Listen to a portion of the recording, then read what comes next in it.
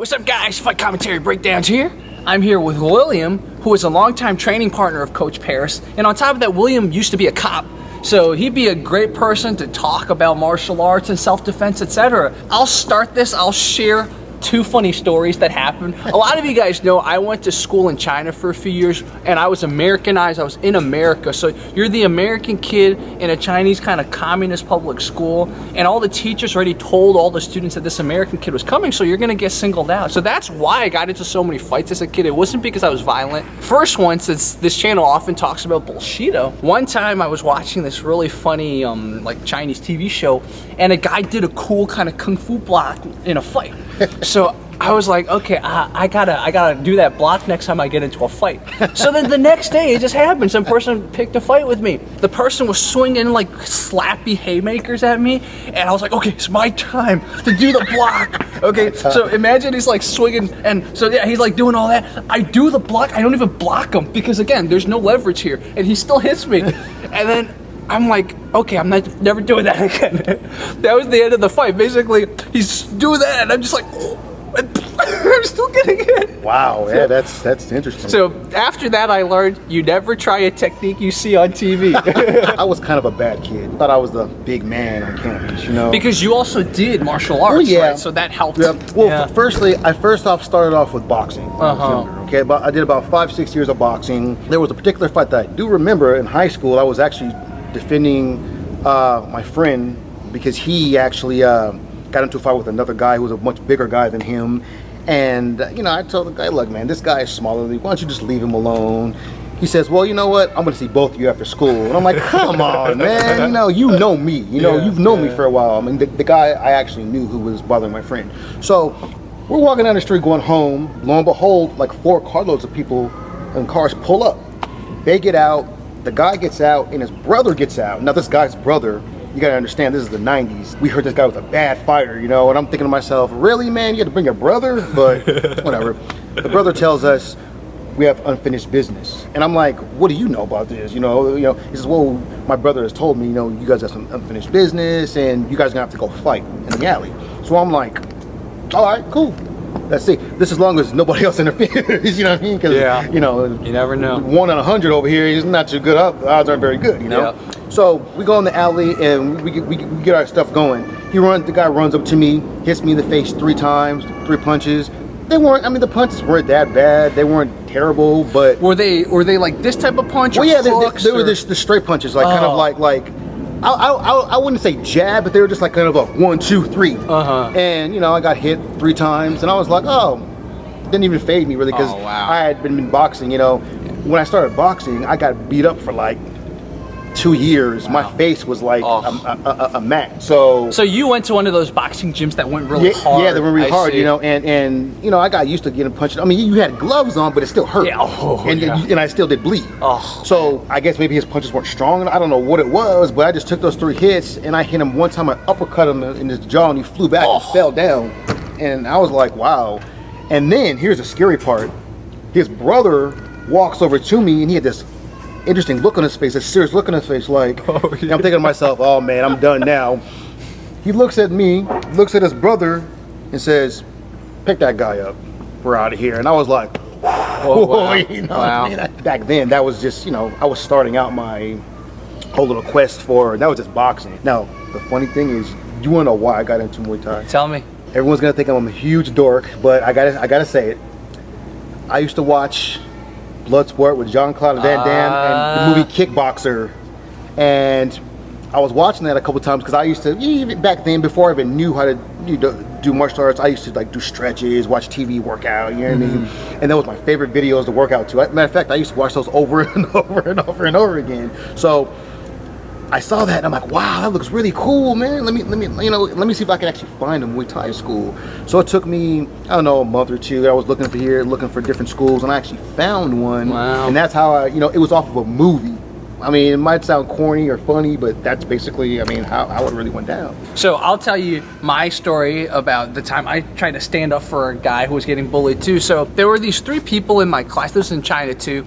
and it was like a 3-group friend group. Right. But one of the kids was always getting messed with by the other kid. There was one guy who was like the alpha of the group. He didn't do anything to the kid, but the other guy, his friend, was messing with the other guy. Right. Now, I was like, why? So one day I was like, dude, can you stop messing with him? I always see you messing with him. He's like, what are you gonna do, huh? You stupid fucking American. And so when he said that, I was doing kung fu at the time, so it wasn't really a slap. It was like kind of a palm technique, but the way it landed, it like sounded like a slap. Boom, right in the face. It dazes him, but then he does something, because I've never trained for this, I just didn't know how to respond. He grabs my arm like this, and I'm like, oh, I've never been in this position before. Like, I've never had my arms grabbed like this before. So I just do what just naturally you do. I grab his arm too. So it's like, have you ever seen that episode of Star Trek where like 7 of 9, I'm a dork too, 7 of 9 fights like someone, but they're fighting like this. And we're like this. And I don't know what to do. He doesn't know what to do. We're like that for 2 minutes. And I try launching kicks, but you don't have any leverage when you're in that range. Right. And he tries to kick me back. And then eventually he lets go and I let go. And that was the end of the fight. And the lesson I learned, I should have learned, but I don't until years later, is you got to learn how to grapple, man. Yes. And that's a very interesting subject, grappling. You don't have to be extraordinary at it. You could just know about it, know what to do in a situation if you come up against a grappler, how to defend against it so you can get yourself out of the situation. But if you know exactly nothing, guess what? You're in trouble, okay? Now, I didn't start grappling probably until 1998. That was after high school.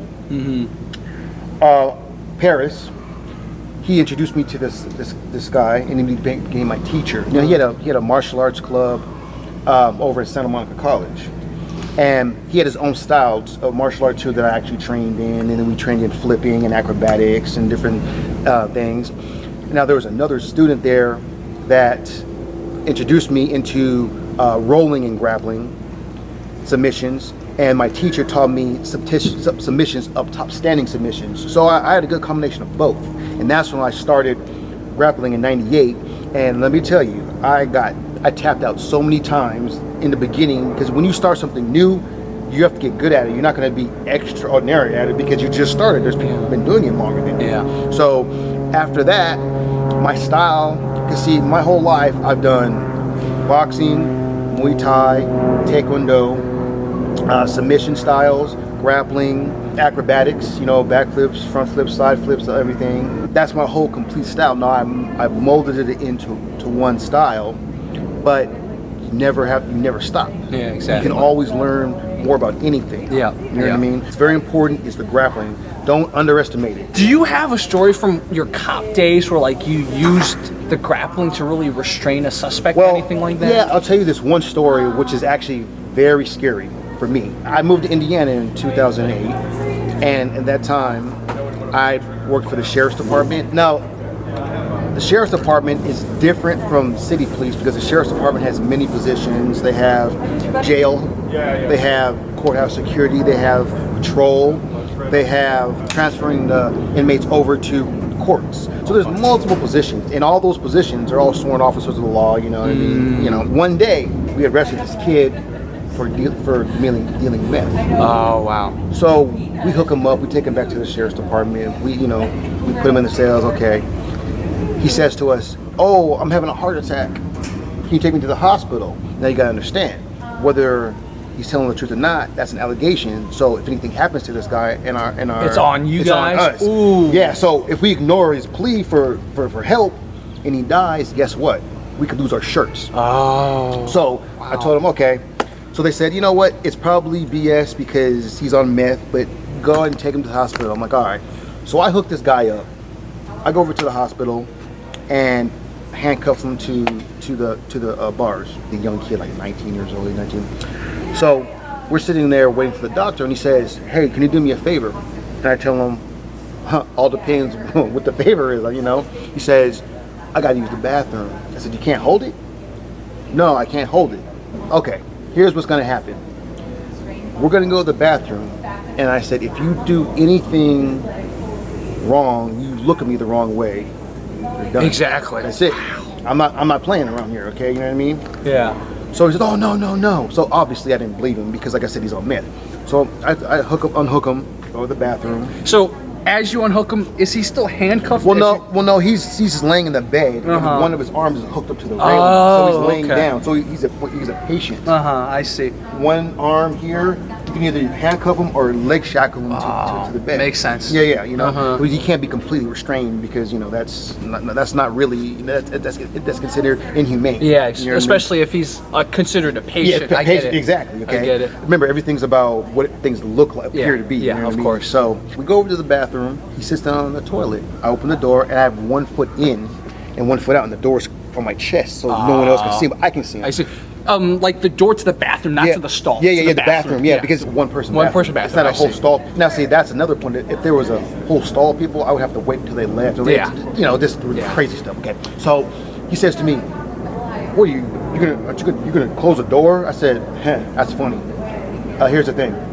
You're in custody. I have to have eyes on you." I said, "Trust me.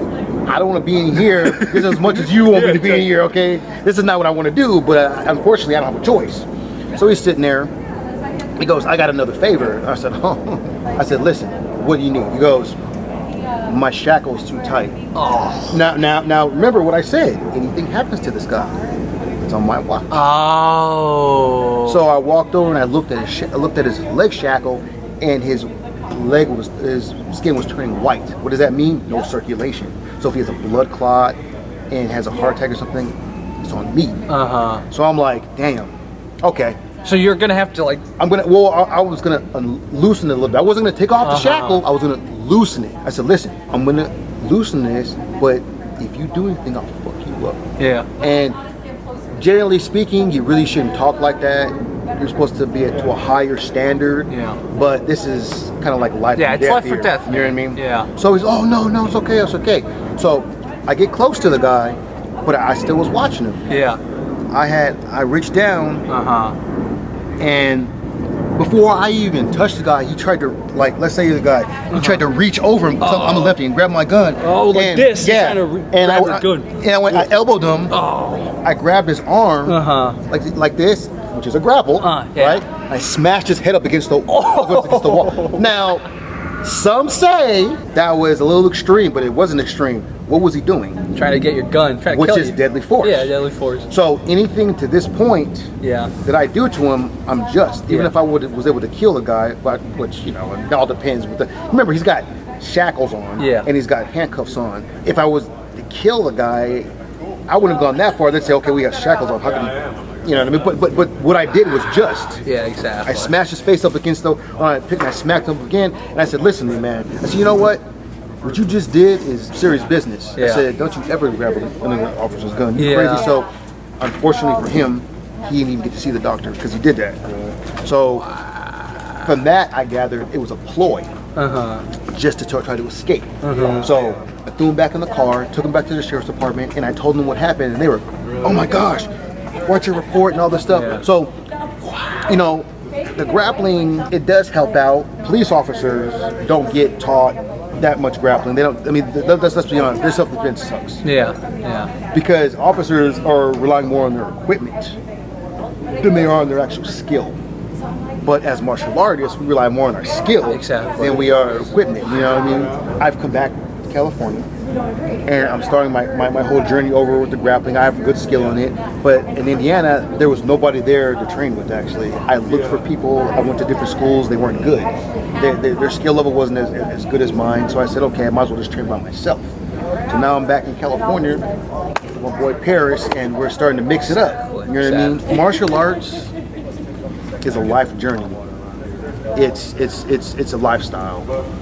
For me, him at least. I don't know about anybody else. Some people do it just to stay in shape. Some people do it just because there's nothing else to do. Well, we eat, sleep, shit, martial arts. Yeah. You know what I mean? It's a lot of people don't understand. Some people say, "You're not gaining any money from it. You don't have full-time jobs that you get up and go to." I work my martial arts around my schedule and vice versa. Yeah. There really is no reason to do it, but it's just, you know, the love, the journey. Yeah, the love of it. Some people say, well, you know, you do martial arts, you know, you should be more calm, or something, which is true. Right. But I kind of lost my cool a little bit when I had that guy in custody because he was trying to kill me. Yeah, so exactly. that's a little bit more different. You know what I mean? Another time, me and my partner pulled this guy over. For some reason, we always got drunk people. I don't know. Well, it's Indiana. There's not much to do. Yeah, you know. And we pull this guy over, and he says, she was driving, and we walk up to his car because he was swerving, like he was like, I don't know what this guy was doing. So Marty walks up to him, pull him over, goes to the car. I go to the passenger seat. It's only him. And she says, "How you doing, sir? Can you roll down your window?" He says, "No." Oh man. So she says, "Oh, okay. You roll down the window?" "No." Okay. So I walk over on her side, make sure there was nobody else in the car. You know what I mean? Looked in this car, there was no weapons, and this guy was like, wow. So she says, "One more time. Can you roll down the window?" "Fuck you, I'm not coming." Locks the car door. Oh wow. So I look at her, she goes, "Dispatch, we need additional units on such and such street." Okay. 2 more cars come. That's 6 people. She pulls her baton out. Says, "One more time." Which she was actually really being nice because she didn't have to do it many times. "One more time." "Fuck it, I'm not coming." "Okay." All those grabbed him, picked the guy out, slammed him on his head. Wow. So they picked him up out of the car. Yeah, it was actually a truck, but it was because the truck is higher. Yeah. So they all say the guy, they all grabbed him, lifted him up first, smashed his head on the ground, and I was like,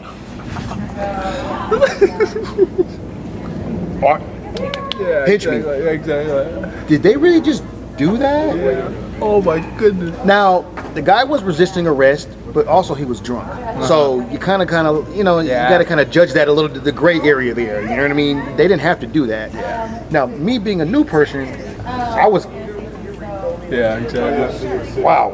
A little bit different from my situation. Yeah, You know what I mean? Like this a little bit different. Yeah. There's more of them. The guy was drunk and he was resisting, but he wasn't being aggressive. Right. He was just resisting because the guy was drunk. Now, do I know if he would have come off? If he wasn't, I don't know. But all I know is he was drunk, and that does affect the way you do things.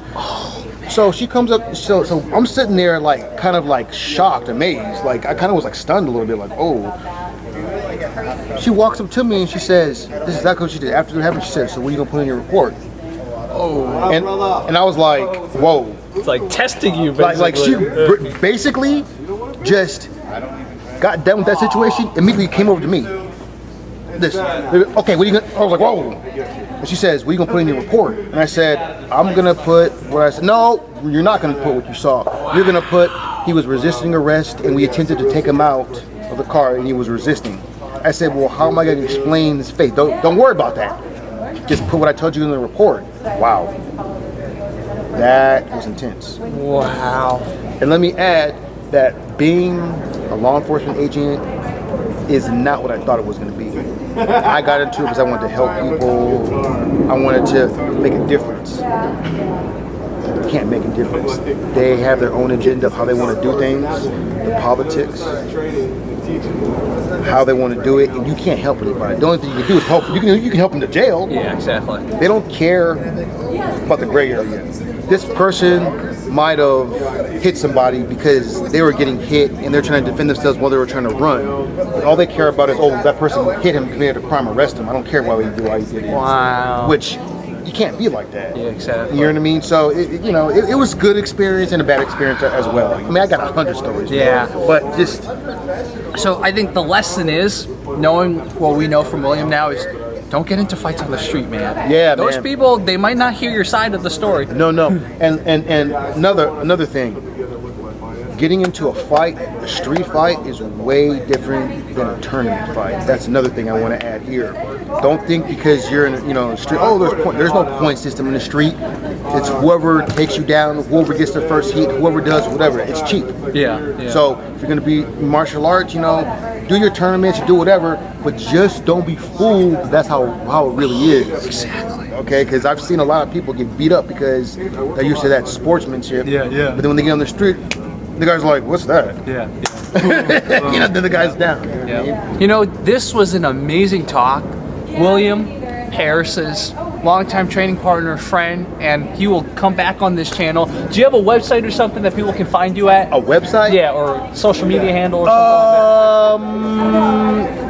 I actually do not right now. Okay, well we'll just link Paris's thing Yeah. and they can contact you through Paris. Yeah, that'd be great. Yeah, my boy Paris, he has all the hookups. So Yeah, unfortunately, I don't really have any social media right now that I can just shoot you over to. Yeah. This amazing interview. Yeah, it was very enlightening. And guys, leave your questions for William, whether his martial arts experience or the crazy cop experience. I mean, he says he has millions of more stories, so we can come bring him back, tell more stories, man. Dude, fight commentary breakdowns, guys. Thank you so much for watching. Thank you, William. Thank you very much. Appreciate it. Yep. Bye, guys.